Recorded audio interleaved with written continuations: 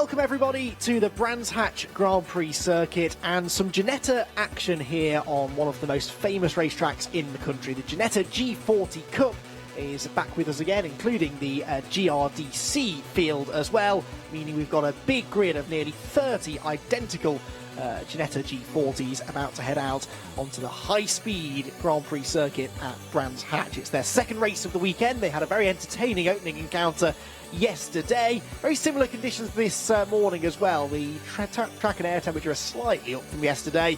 The main difference, though, that gusting wind that was blowing across the circuit yesterday has died down quite a bit. It's still a bit breezy out there, but an altogether more pleasant day for us, the drivers, and the spectators that have assembled here at Brands Hatch to enjoy a great day of racing.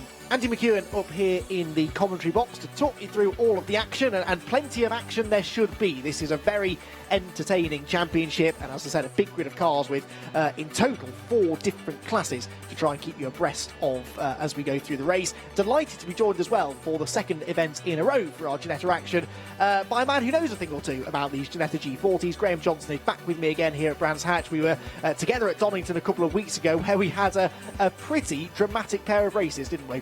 Yeah, hi Andy, good to be back. It was some fantastic racing at Donington. I think we're probably on for the same here. The qualifying makes it look like Tom Golding dominated. He was on pole by 1.3 seconds, Andy. That's a massive, massive margin in racing.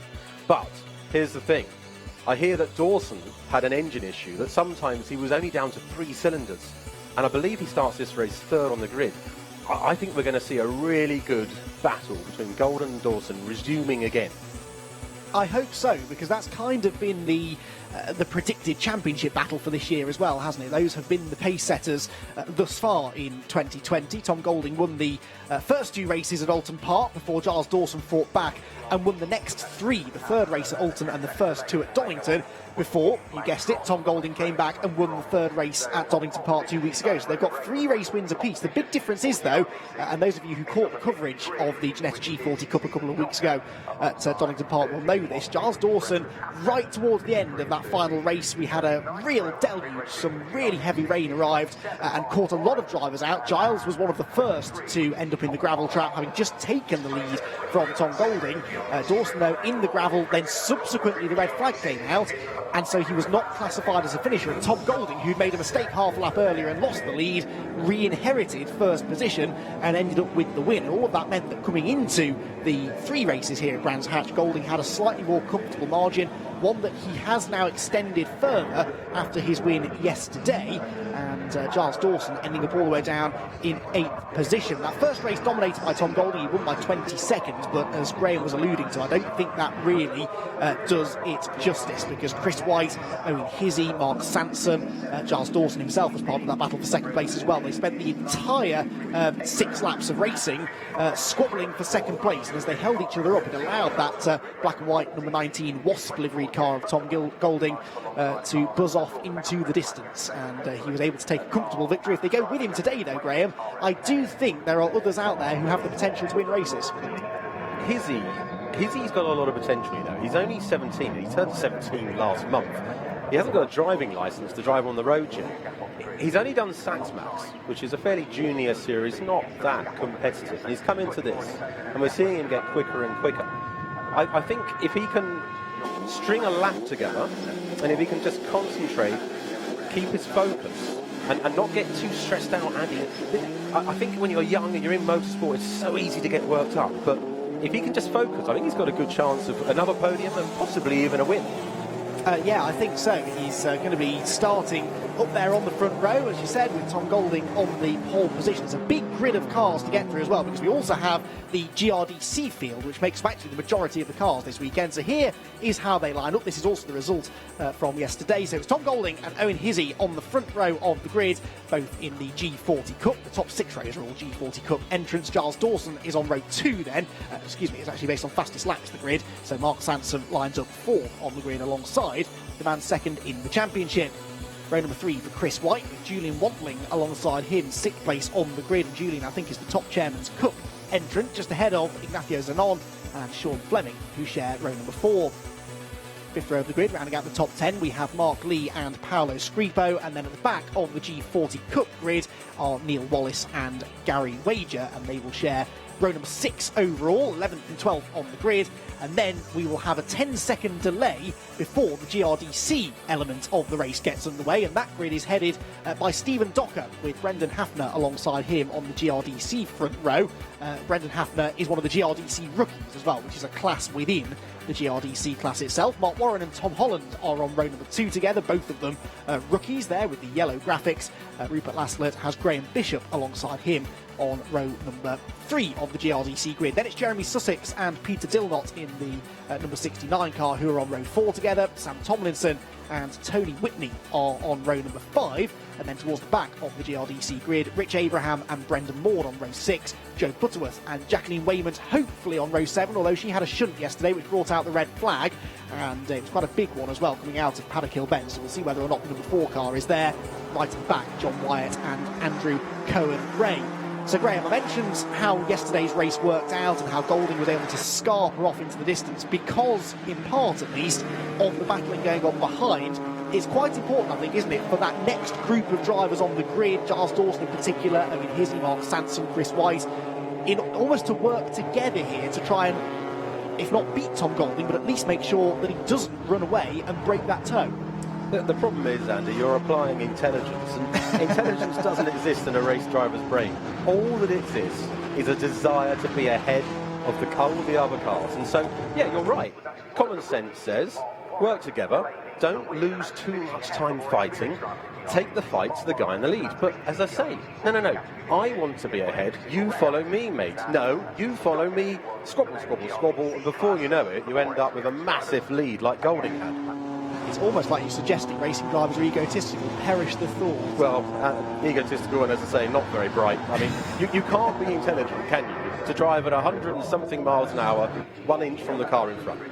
Yes, and inches are what we tend to measure the distance in Ginetta G40 racing, be it this championship, the GT5 Challenge, the Ginetta Junior Championship. There are many series out there that use the very competitive G40. It's a great car for racing, low power, but not very aerodynamic either, so the slipstream is a huge part of the racing. It really teaches drivers about racecraft, car control, and everything basically you'll need, all of the tools that you'll need to use later on through your racing career. So Tom Golding then, the championship leader on pole, with Owen Hizzy alongside. The white and blue car from third is Tom's big championship rival Giles Dawson, as we get ready to go racing in race number 2 of the weekend for the Ginetta G40 Cup. Away they go. Decent start made by Hizzy from the outside line. He's level with Golding into Paddock Hill Bend, side by side for third, but it's Sansom ahead of Giles Dawson, who's under pressure for fourth into Paddock as well.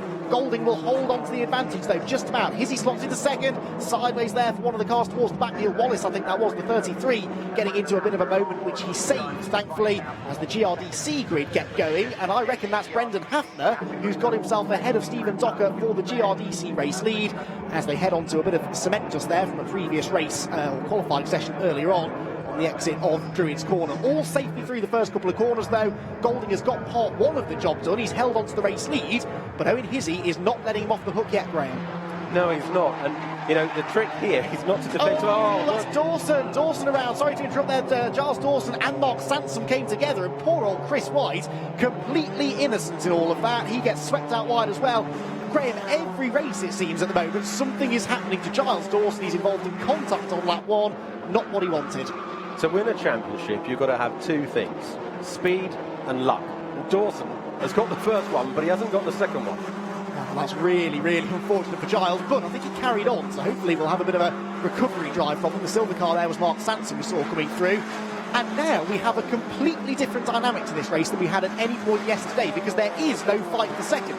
Owen Hizzy is on his own in P2 now, and he can maybe latch on to the back of the race leader, and Giles Dawson in the pit lane. He's taking the shortcut through, and I think he's heading straight to the paddock. So a non-finish here for the man who was second in the championship. That is his second non-finish in 3 races, and as Graham was saying, that is not really the way that you would typically start a championship campaign. Golding then with the lead, and he's broken the toe already.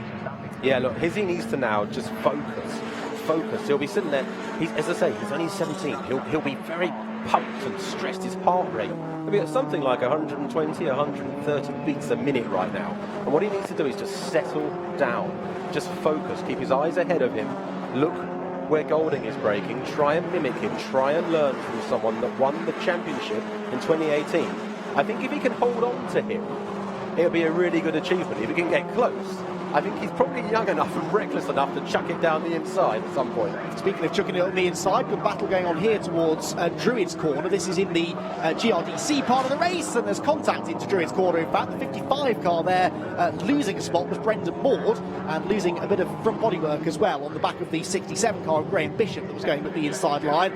They were debating at that particular moment second place in the GRDC class, but they are actually about 8th or 9th overall in GRDC, but there's a whole heap of rookies ahead of them at the moment. Second place in GRDC overall is the first rookie entrant, that's Mark Warren, leading the GRDC. The only non-rookie inside the top 6 or 7 or so is the number 53 car of Stephen Docker. Battle on screen here, then up the inside into Westfield Corner, attempts to go, the number 48 of Ignacio Zanon. So this is now for third place. Julian Wantling in front of him in third. Zanon tried the inside there into Westfield, but if you don't make that move stick, Graham, you lose so much speed on the exit. You do, and Wantling, what people probably don't know about Wantling is he had an almighty one in pre-season testing, destroyed the car. So he didn't show up. Oh, I see we're going to have a safety car here. Look at that. Interrupt myself. That debris is going to cause a safety car, I would suggest. But yeah, Wantling had a big crash before the season. Missed the first 2 rounds. He's come back straight away, fastest Chairman's Cup driver. I'm still looking, Andy, to see if we see a safety car. Where was that debris? That was coming out of Surtees. The car that's gone off is Graham Bishop, who we saw dicing away with Brendan Moore earlier on, and now you do get your wish. The safety car is out, and so with nearly 4 minutes of the 20-minute race gone, we are under safety car conditions, understandably, because not only was Graham Bishop in the middle of executing a 16-point turn to get going in vaguely the right direction again. As you said, there was some bodywork further up the road, which I think must have come from another car, because we hadn't yet reached that particular bit of racetrack. And so Graham Bishop involved in an incident. There is no one else that hasn't come through, so I think he's the only one involved. And if he gets going, it should be a pretty quick job to get the debris out of the way. Golding then the leader. That nice lead that he built up over Owen Hizzy, which was 3.8 seconds at the end of lap number 2, will disappear. Julian Wantling will catch up to Hizzy as well, so that even more comfortable margin that Owen had for second place will vanish in a heartbeat. Ignacio Zanon is 4th. Sean Fleming is in 5th position, and then 6th place for Paolo Scripo. Gary Wager is 7th. 8th place for the 33 of Neil Wallace that we saw having a bit of a slide at the start. 9th position for number 99, that's Mark Lee, and rounding out the top 10 is number 83, which was Chris White, who we saw also getting involved in that Mark Sansom and Giles Dawson contact at Surtees. Then we get in 11th place, our lead GRDC entrant, Stephen Docker, number 53, as we get a replay of the start. Great start for Golding, this, wasn't it? It was. It's really difficult to start on pole and on the second row here at Brands Hatch, because it's on an incline, and you have to hold the car on the brake to the very last second, and then just switch your foot over to the accelerator pedal, stick 5,000 revs on the thing, and drop the clutch. And it's really hard, and you saw that Dawson didn't convert that start very, very well. It's harder actually on the second row than it is on pole. The cars behind that, on the further rows back, are actually pointing down, so they get a better start than the guys on the pole. It's almost better to be 5th or 6th here. Yeah, we've seen that a few times this weekend, actually. Cars from the second row of the grid or even the third row making really good progress. Right, this is the contact. Dawson up the inside of Sansom. We don't quite see the point of contact, but it did look to me as if Sansom was turning in and maybe wasn't aware that Dawson was there. Yeah, I mean, we need to see another camera angle there, but from what I could tell, Dawson was probably far enough down there. Look, it's the first lap, okay? Dawson's got a right. If at that point, he's going to get a bad exit. So if it were me, I would have let him go and then try and get the cut back on him. It's ended their races. And also in strife there, as we saw, was the 67 of Graham Bishop. Actually entirely sure where that bodywork came from, because it didn't come off his car. He had a spin into the barriers after having had contact with Brendan Ward earlier on. Back to GRDC then. As I said, the class is being led by Stephen Docker in 11th place overall, and then the next 5 cars are also GRDC competitors, but they're in the rookie class, and they score points separately from the others. You score points within your own class in this championship, so leading in the GRDC rookie element is the number 27 car, and that is Mark Warren. Now, the car I saw leading that whole pack into Paddock Hill Ben was the 13 car of Brendan Hafner. So Hafner has lost a couple of places. He's 3rd place overall in GRDC, 2nd of the rookies. But those rookie drivers, particularly this weekend it seems, Graham, have really been bang on the pace. I mean, yesterday's GRDC class, if you like, was won by Mark Warren, the leading rookie. So those rookies, as you'd expect, getting quicker every time they get into the car. They are, and isn't this a great learning, proving ground for young up-and-coming drivers? I think the fact that they put on rookies against some established drivers in GRDC is a really nice platform, and I think Docker right now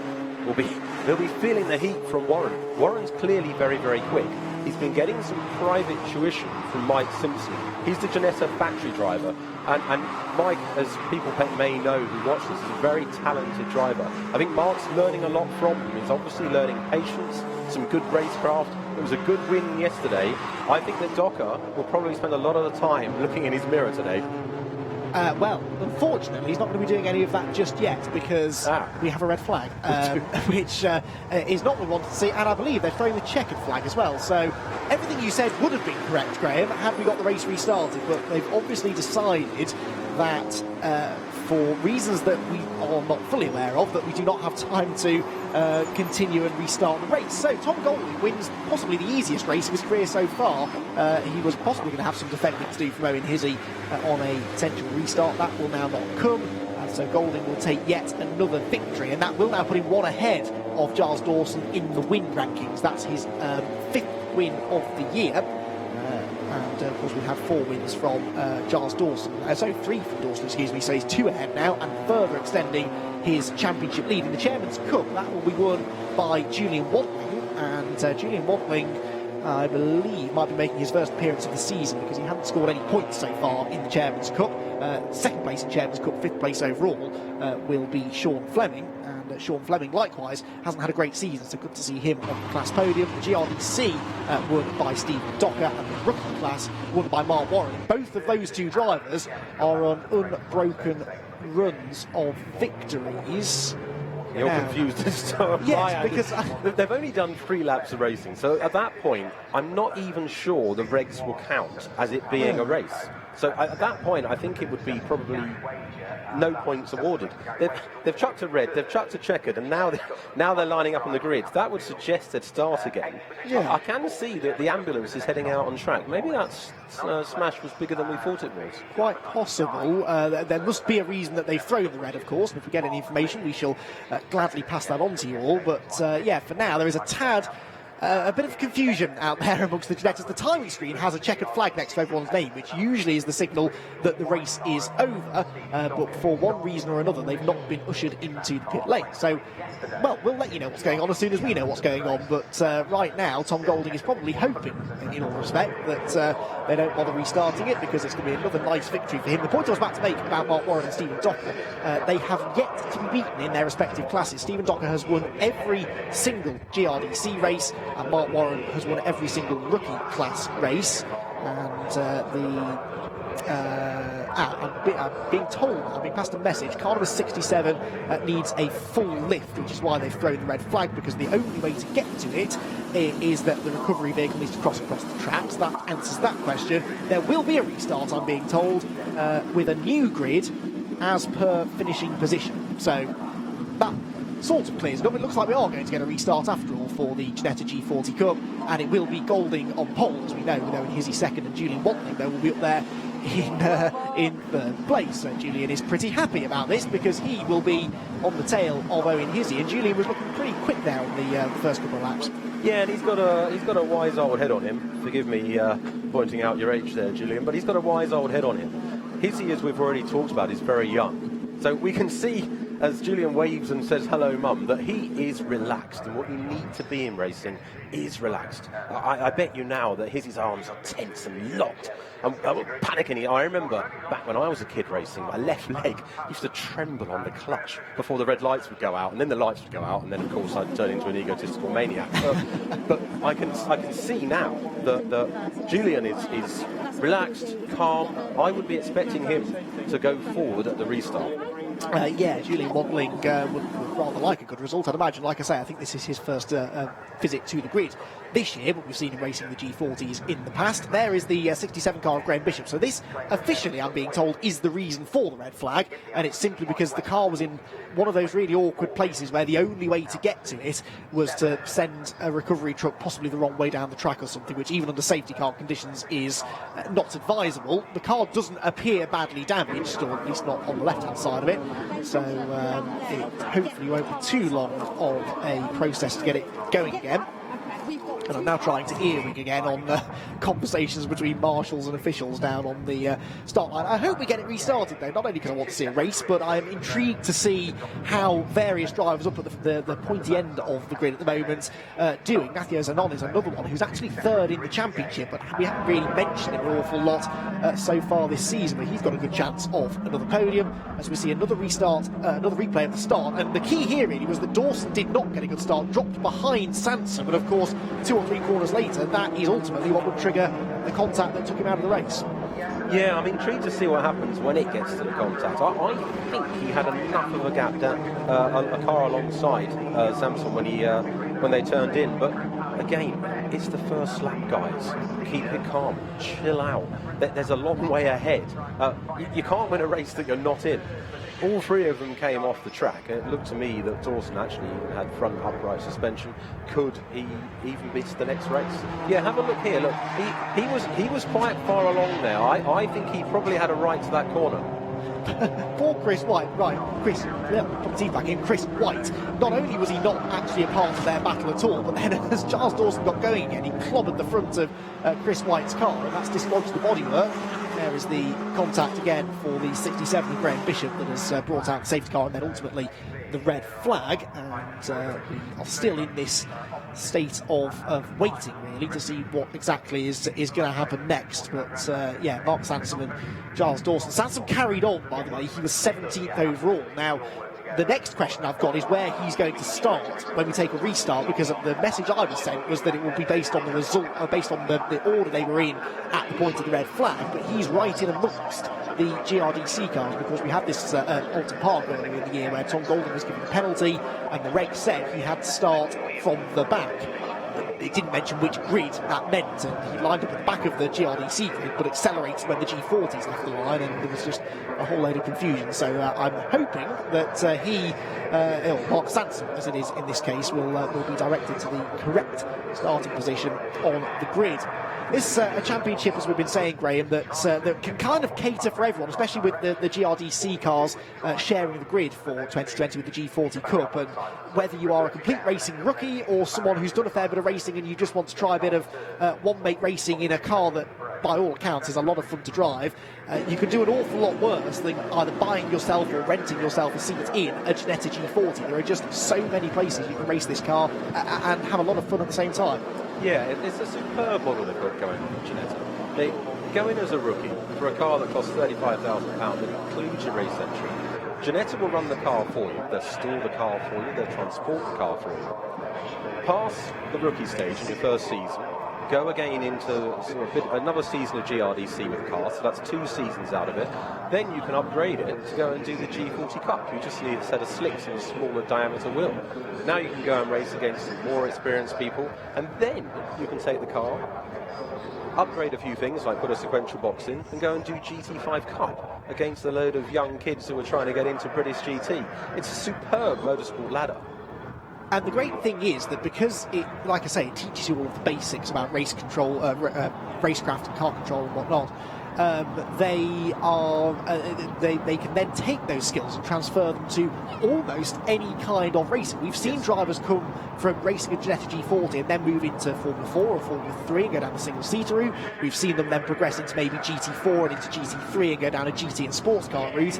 And we've even seen drivers go from racing Ginetta G40s to do good things in touring car racing. Tom Ingram being a great example of that. So it seems like one of those cars that teaches you all the right things, and then you can make a decision as to where you want to go next. Yeah, what I love about this is that you get to learn with other people learning at the same time. And trust me, when you start motor racing, certainly when I started, there weren't many of these rookie type things that existed. So I had to turn up on a grid full of people who'd been doing it longer than me. And let me tell you now, I said to you that my left leg was trembling when I raced here as a kid.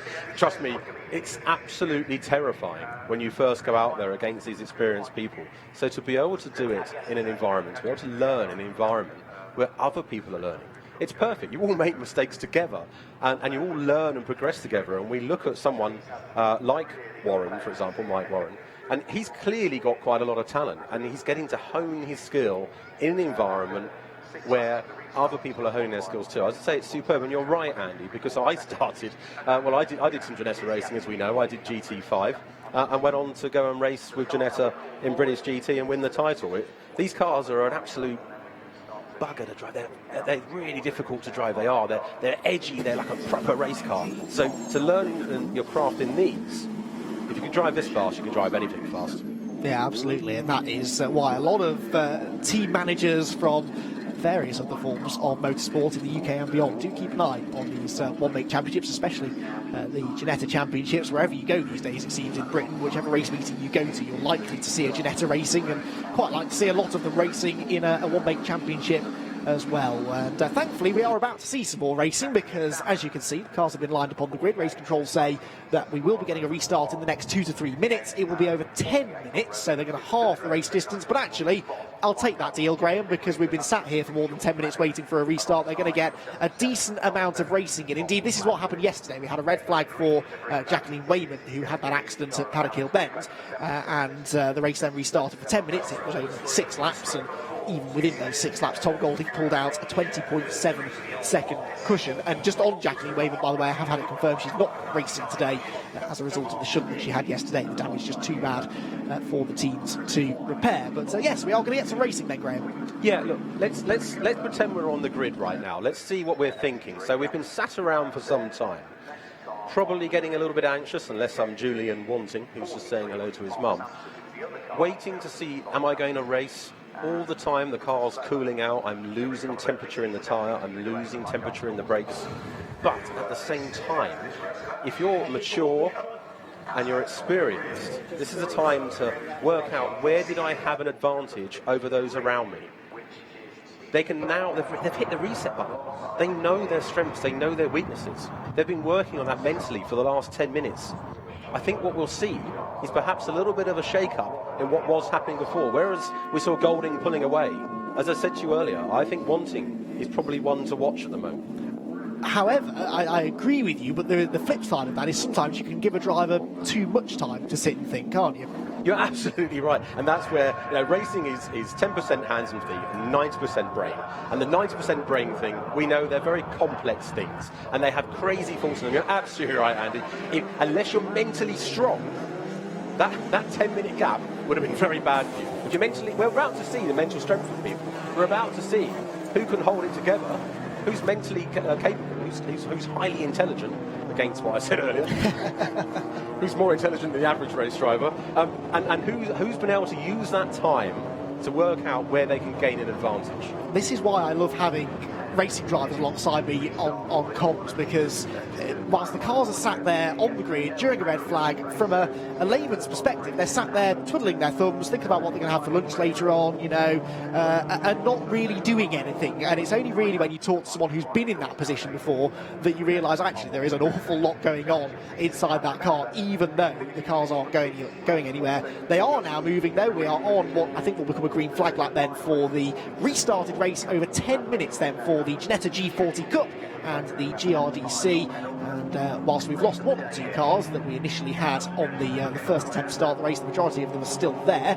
Damage there to the front of, was that Stephen Docker's car, possibly 53, I think it might have been. So even the car that is up there at the front of the GRDC field has sustained a little bit of front. Yes, it is 53. It's had a tooth out, doesn't it? The front of the car, a bit of a tank tape special at this stage. I think some of that damage might have been sustained in yesterday's race. Not slowing him down though. They do build these cars fairly strong, don't they, Graham? I mean, like any racing car, if you start driving them into solid things at speed, they're going to break, but they can withstand a fair bit of panel rubbing. Well, ever dedicated to my job, I can tell you that I have tested the strength of these cars, and yeah, they are very strong. In all seriousness, you can race these things without a bonnet on, as we saw last time out. Mike West raced without the rear diffuser on. The rear diffuser doesn't really do a lot in these cars. It's fairly aesthetic. They're built around a ladder frame chassis that, honestly, it's so powerful, it's so strong. I mean, I've hit the wall in these things at sort of 80, 90 miles an hour, and here I am sat next to you and carried on racing for many years afterwards. It's but then, again, as a race driver, all you're interested in doing is driving as fast as you can and winning. That's all you're interested in, and hurting yourself doesn't even come into it.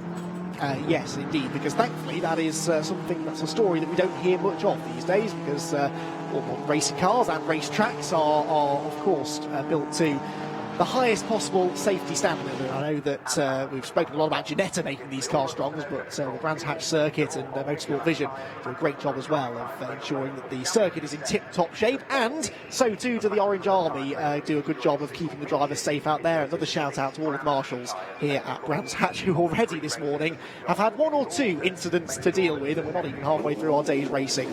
Right then, getting ready to restart this second race of the weekend for the Ginetta G40 Cup. Tom Golding on pole position. Alongside him is going to be Owen Hizzy, who got a decent start the first time round. Didn't quite get ahead of Golding, but he is on that outside line, which for the front row at least should be the best place to be starting. He's not pointed his car down toward the bottom of the track like some people do to try and carry a bit more momentum off the line. We'll be hoping that he can get a good enough start anyway to challenge Golding for the lead into turn one. Giles Dawson is not there on row number 2, of course. He is not going to score any points from this one, so another golden opportunity for Tom Golding to extend his championship margin. The red lights go on, they go out pretty quickly. We're away and racing, and it's another good start from Hizzy from the outside of row 1, but I think Golding still has his nose in front as they head towards Paddock Hill Bend. Oh, there's contact further back. Mark Sansom involved again and almost ended up in the pit wall. Thankfully avoided significant contact and continues into paddock. The GRDC competitors are away too, and that is side by side for the race lead as they turn into Paddock Hill Bend for the first time. Up towards Druids, everyone trying to avoid contact. Of course, they've lost all of their tyre temperature now, they've lost their rhythm. They've got to try and get back into it quickly though, because it's a short, sharp 10-minute restart. Julian Wantling there has got back into third place, and fourth is Paolo Scribo. So it's grid order at the front. Hizzy tried to go with Golding but just couldn't quite do it, and again, Graham, Tom is the one with the early advantage. Yeah, it's that experience showing through with Golding, isn't it? I did say to you that I think Hizzy I think he's got a lot of potential. Clearly, he's in second place. He's very young and he's got a lot to learn, and he's learning in this live environment. We were talking about the GRDC. Hizzy's learning in the real world. Well, what's going to happen here? You can go down the inside, but also you can hold it on the outside. He gave him room, but you can get a cut back here into the next corner. Brands GP circuit is so awesome. We don't get to race here enough because of noise restrictions, but there are so many overtaking opportunities, and it's a real gritty circuit with not much runner. Samson making his way back in. It's Chris Rice, isn't it? Making his way back through the pack after he nearly ended up in the pit lane at the start. Oh, dear me, sideways though through Sheen Curve, really pushing on. But yeah, you're right, he is picking his way back towards the front. 66 goes through there. That's Sean Fleming running well. Gets a good exit from the, oh dear, more cars off. And that is number 5, Rupert Laslett, and number 29, Jeremy Sussex, both of them from the GRDC part of the race. And we have another safety car, so we have just about got one lap of racing in on the restart before the safety car comes out, and of course because it's a short race this will significantly eat into the time. Therefore, that was a particularly timely move made by Paolo Scribo to get third place away from Julian Wantling into Hawthorne. That was the move that Graham was talking you through into the first of the quick right-handers out on the Grand Prix circuit. So those two cars both buried in the gravel, both drivers are okay. No fisticuffs either, so maybe that was just a racing incident on the opening lap, but a shame for those two. Jeremy Sussex out of the race. Jeremy was 4th in the GRDC Rookie Championship, and the number 5 car, Rupert Laslett, was 2nd in the championship as well, and this, Graham, is what happened. Yeah, I mean, seeing each other have a little cuddle afterwards. Oh, my word. Yeah, okay, I see why they're cuddling. That's no Ford at all, number 29 there. Who's that? That's Sussex. He's come round and bumped into someone else's accident. He was lucky not to go over there, wasn't he? I did not expect it to be that big a shunt when we saw No, I think Garda had a cuddle after that as well. Yeah, I was expecting a pretty innocuous spin into the gravel, but yeah, very lucky. There was another car, I'd like to see that again actually, because there was another car that I think had kind of triggered it, that was having its own moment on the left, and Rupert Laszlo was pointing the wrong way. Yeah, as you said, along came Jeremy Sussex, and he rode over the front of the number 5 car, which has barely got a scratch on it. That's remarkable. We were just saying how strong they build these cars. So there's a car on the left there having a spin, one of the Want to Race cars, and then right up over the bonnet, over the windscreen, over the roof. The fact that number 5 car is visibly, at least, undamaged is astonishing. Yeah, I suspect that Sussex saw Jesus and all other types of things happen there. I mean, nearly rolled over to the right, nearly rolled over to the left. I'm glad. One of the things I've managed to avoid in my racing career is going on my roof. It's something that's probably one of the biggest fears of race drivers, that and fire, obviously. But yeah, I've not really seen an accident like that happen before. Very unusual. Just climbed over the bonnet, didn't it? Yeah, and one of the slowest corners of the circuit as well. We've been talking about all of these fearsome corners out on the Grand Prix loop. Paddock Hill Bend is a popular place to have a moment as well. Surtees, it's one of those innocuous-looking left-handers, but it's a tricky one, isn't it, that? Because it's a very late apex. Ideally, you want to turn in a lot later than you think into Surtees, because you've got to carry that speed uphill on the exit and all the way down through Pilgrim's Drop. But if you take that wide line on the way in, you're leaving such an inviting gap on the inside, and it's quite easy for someone behind to just throw it up the inside and do a bit of a block pass. Yeah, you're absolutely right, Andy. But if you've got a good bit of experience, you learn not to chuck it down there because your exit gets so compromised. I have to say that I hate Surtees as a corner because it's one of those corners that as you enter, you always beat yourself up and say, oh, I could have gone in faster. But when you exit, you suddenly realise that you've gone in too fast. And then you have to get out the throttle. Then there's a long straight and you're punished. The time just ticks away on your delta. We have something in the car called our delta. It shows us our predictive lap time on a V-box. And trust me, when you watch that delta tick the wrong way, oh, it's awful. Sometimes you just want to put your hand over and not look at the thing. And you're tempted, I guess, or I know I have been on racing sims and things where I've had a sort of delta on the screen, and I get tempted, but I see I'm losing time. It's so tempting to then push a bit too hard and try and get it all back in the next corner, but that very rarely works. Yeah, you're absolutely right. I mean, overdriving, we hear the expression all the time, but it is a thing. And you make a mistake at a corner, and of course, we all sit there and think we can get the time back. You can't. This is a replay of the start, and time lost here, I'm afraid, for Julian Wantling. He loses his third place, doesn't he? And then Mark Sansom, that could have, again, ended pretty badly as he went in towards the pit wall. Seen a few cars end up in that particular barrier over the years. The GRDC lot got underway, and that was pretty close into the first corner. At the end of the first lap, it was Mark Warren that got himself ahead of Stephen Docker, and I think we're about to see maybe how he did it. That's Warren on the outside with the novice cross just swept through. Again, a bit like Surtees, the wide line into paddock usually is quicker coming off the turn, and he used that to full effect to get the GRDC lead. He was already leading his class within the GRDC, and now he leads the GRDC outright. And now that is Sussex having a moment at Druids, so that loses him a bit of ground. And again, it's the way things work. Sometimes that puts you further back in the field and in the firing line if anything happens in the midfield later around the lap. And that was Paolo Scripo going to the inside of Julian Wantling. A nice move that into third place. And as you say, Graham, he carried the speed out of Surtees. He got the inside line and made the move stick. Yeah, I think when you watch a lot of racing on television, you always think about being the last of the late breakers and all these cliches. In actual fact, most of the overtaking I've ever done in my life hasn't been done on the brakes. It's been done on the exit. What you want to try and do is unsettle the car on the way in, not your car, the car in front. You want to try and mess with their mind, get in their mirrors, and get them to take too much speed and get them to brake too late. They will then get a bad exit, and as I said earlier, they'll get punished the whole way along. Then you just cruise past them. It's the easiest way to overtake. Yes, in theory, but in practice, of course, it does take a lot of skill. These cars not that powerful, so it's quite easy, I suppose, to get power down coming out of those tight corners. If you're in a big, powerful GT car, though, quite easy in your excitement, I'd imagine, to spin up the rear wheels. Yeah, well, actually, in these things, you're absolutely right. There's a lot of traction in it, but if you get on the power on these cars too early, they power boat. So as soon as you hit the throttle in any car, the back of the car squats down, which gives you rear grip. These cars are rear-wheel drive, but the front of the car lifts up. So if you get on the power too early, the front of the car lifts, takes away the contact patch on the front of the tyre, so there's less grip at the front, and then the car understeers off the road. That's the point where you have to get off the throttle. And as I said, when you get off the throttle, you're costing yourself time. So you have to be really patient. As a race driver, you always want to get on the throttle as early as possible. But get on too early, and you're going to have to come out before the exit, and that's going to be punishing. one of the best bits of advice I ever got given on track day was don't get onto the throttle until you know you don't have to come off it again through that corner. Because as soon as you start lifting it... Absolutely. Brake once, accelerate once. Yes, because as soon as you start lifting, not only do you lose momentum, you can unsettle the car a bit as well if you're using the throttle as a bit of an on-off switch. So, it's quite tricky, this racing driver business, isn't it? There's a lot to it. Nah, it's easy. I mean, look, I think it does take a talent. There is a talent in driving a race car fast. There is. But at the same time, the real trick, as I said to you, it's all mental. It's in the brain. If you have that 10% ability in your hands and feet, everything else, the success comes from inside you between years. And so for me, in my first 3 years of racing, I led a lot of races, but I didn't win. I then realised that winning really wasn't that important in life, and there were other things to focus on. And as soon as I did that, I couldn't stop winning. It is such a psychological game, isn't it? That's one of the things I really love about motorsport.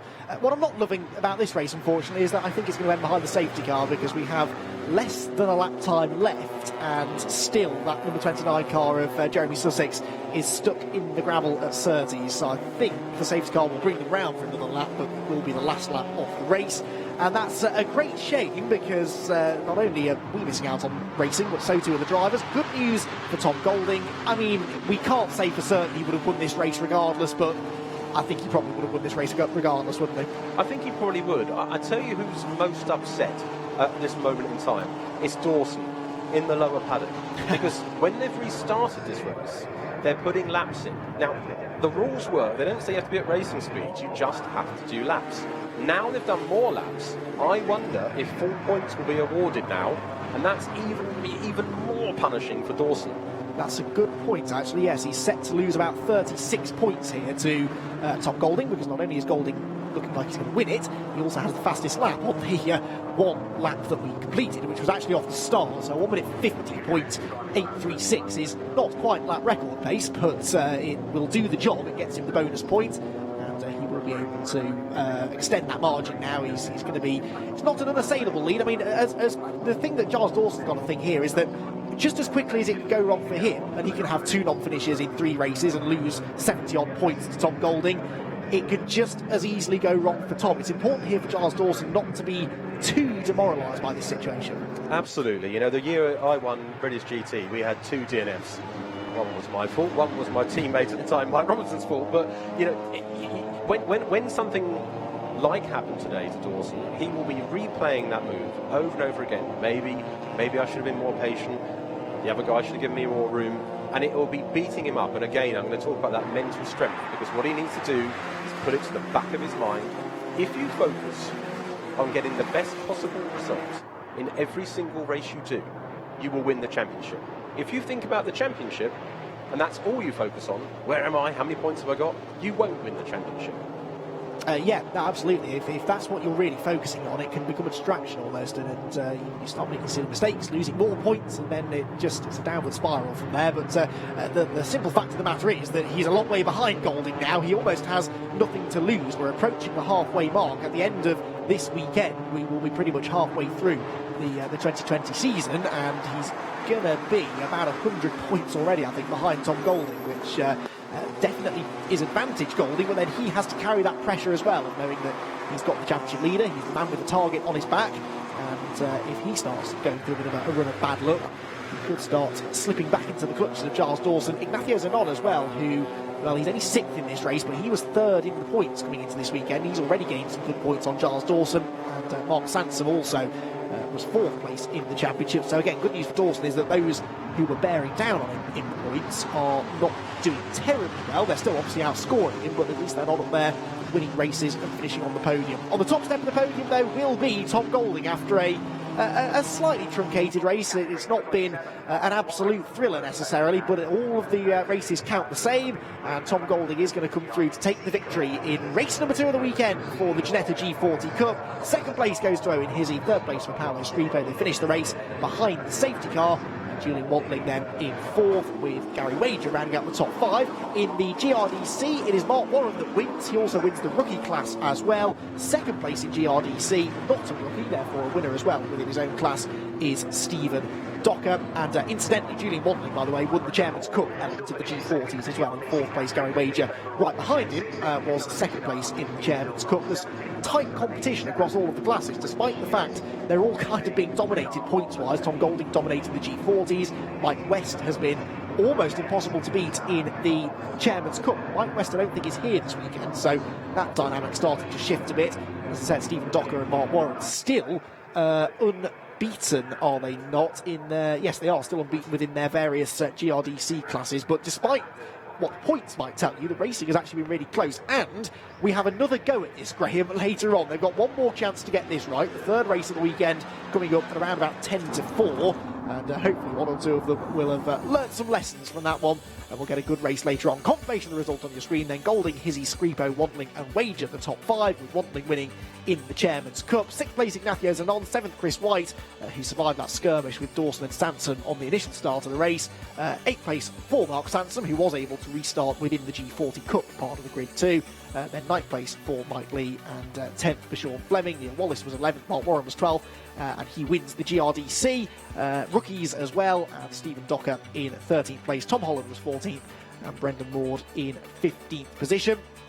And then outside the top 15, Peter Dillnott was 16th place.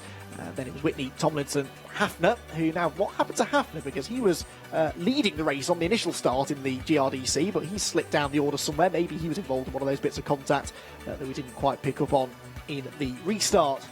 So, field then heads down into the pit lane. Let's remind ourselves of some of the highlights, although I use that word in inverted commas, low lights, for most of the drivers that were involved in the incidents. It was a dramatic race, though, right from the get-go, as Owen Hizzy tried to challenge Tom Golding for the lead into Paddock Hill Bend, with Mark Sanson nipping into 3rd ahead of championship contender Giles Dawson. That was the order they ran in for the first part of the lap. Slight moment further back for the 33 of Neil Wallace, but he gathered that together. The real battle in the opening half lap was for 3rd. Mark Sanson, Giles Dawson and Chris White, who was trying to join in the fun as well. He might have lived to regret that, though, a couple of corners later. In the GRDC part of the race, it was Brendan Hafner that got the early advantage, but he would later fall down the order and not be a contender. As into 30s for the first time, Giles Dawson tried a move on the inside of Mark Sanson. There was contact, around they went, and the luckless Chris White had absolutely nowhere to go. He rejoined. Giles Dawson headed for the paddock to retire,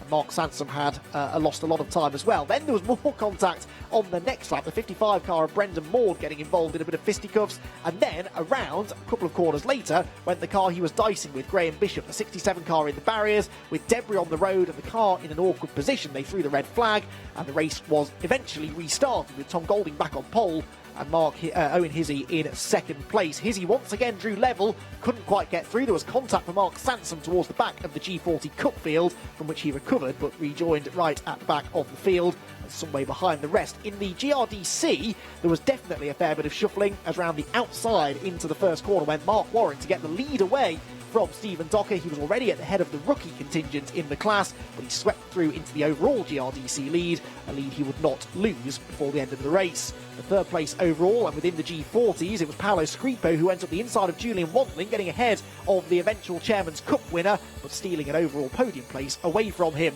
Further back, though, things were starting to get a bit too close for comfort. There was contact going through Surtees corner, and a spectacular moment for Jeremy Sussex as he rode over the front of the spinning Rupert Laszlo, lucky not to roll over and lucky not to sustain more damage. In the end, though, the safety car that came out would stay out till the end, the race ending behind the safety car. Checkered flag, though, went to Tom Golding. He will extend his championship lead over Giles Dawson, who sadly was not able to take the restart. Owen Hizzy came home 2nd, with Paolo Scripo rounding out the podium places. Great racing then, hopefully more of the same in race number 3 later on.